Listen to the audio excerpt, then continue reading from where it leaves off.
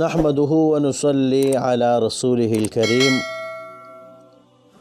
محترم مسلمانانو، نننۍ ویډیو ډیره اهمه ویډیو ده.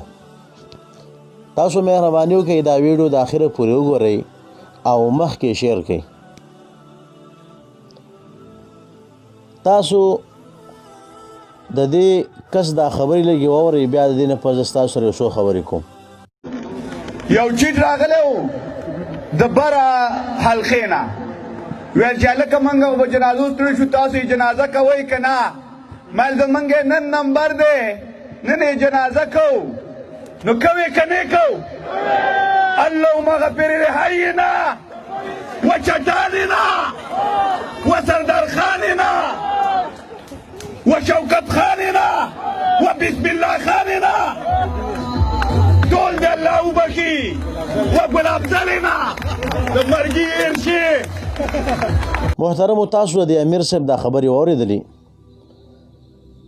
دا امیر صاحب د پی ټی آی یو ورکر دی، تاسو ته به پته لګي. دا دومره د پی ټی آی په محبت کې او دغه رنګې چې کوم دی د هغې کې دومره یو دننه ورغلی دی چې د جنازې د مونځ په دعا پسې چې کوم دی خندا کړې ده.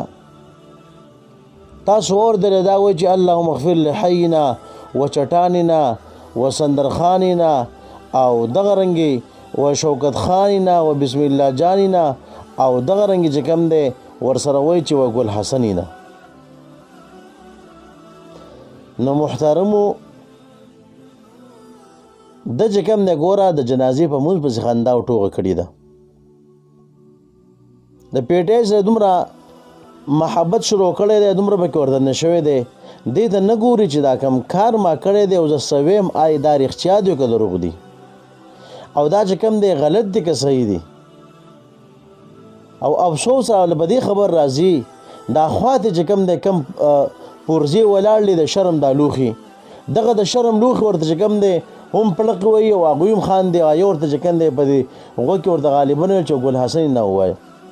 دې ته سوچ نه کوي چې دا چې کوم دی لکه په دې باندې زه ګناهګارېږم او که نه ما ته بې ثواب میلاویږي.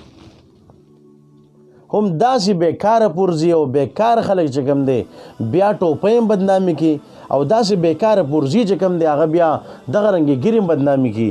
دا چې کوم دی ګوره ګیرې پرېښودې ده، نو خلکو به ظاهر کې بوچ یار دا چېرته یو امیر صاحب دی، چېرته تبلیغی دی، خلک به پې یو ښه ګمان کوي او بیا به د هغې د وجې نه خلک څه وایي ګوره داسې کس چې کوم دی دا الفاظ ویله، نو خلک به بیا نور خلک بدناموي. ټول خلک داسې نه وي محترمو، خو داسې غلط خلک پکې شته دی چې هغوی نه په دین دی نه په اسلام دی، بس د پالټۍ مینه محبت چې کوم دی راغستی دي. نو دې شیخ او د امیر صاحب دا هم چې کوم دی بېکاره پرزه ده، ډېر غلط کار یې کړی دی او دغه رنګې چې کوم دی د ګناه کار یې کړی دی. زما دغې بېکاره پرزې ته او د شرم دې لوښي ته چې کوم دی درخواست دی چې ډېر لوی ظلم او زیاتې دې کړی دی، غلطي دې کړې ده.